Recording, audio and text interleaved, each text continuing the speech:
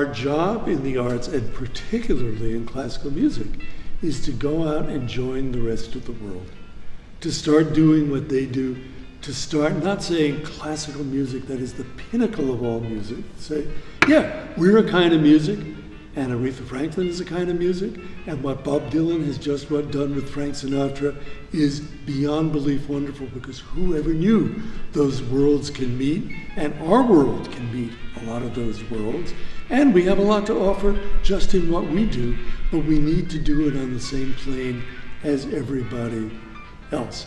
Now, one way I think this comes home is I hear so much from people in the arts of creating entry points. So particularly the new young audience we all want can come to us.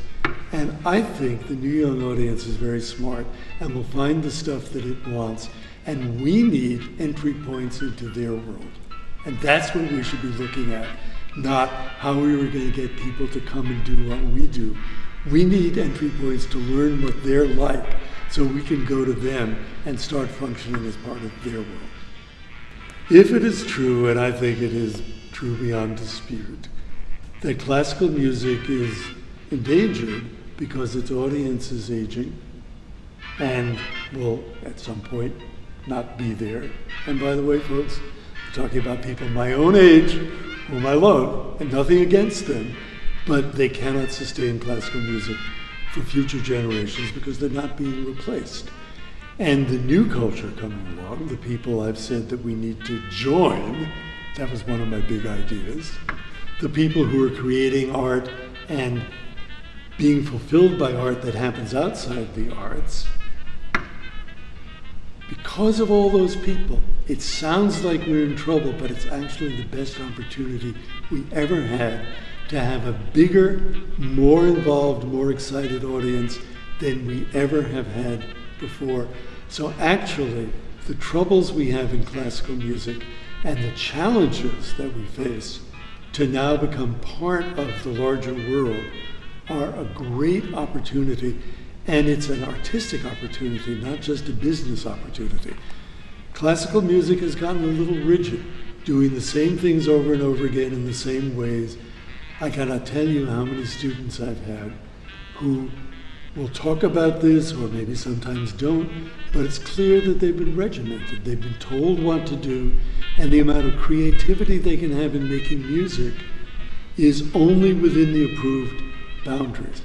But now that we're going to take an entrepreneurial approach, and we're going to go out in the world and find our new audience ourselves, that means you can play music any way you want also, because the gatekeepers aren't going to be there to tell you not to do it. So I think that classical music will not only find a new audience, but be artistically revived so that exciting things will happen that we've never seen. It will become a fully contemporary form of art and entertainment. The arts are really in jeopardy and should be, because they no longer represent art. Art has migrated outside the arts till it permeates our society, and you find it in movies, TV. I'm talking about art as serious as any great art of the past or any of the stuff that happens in the official arts now.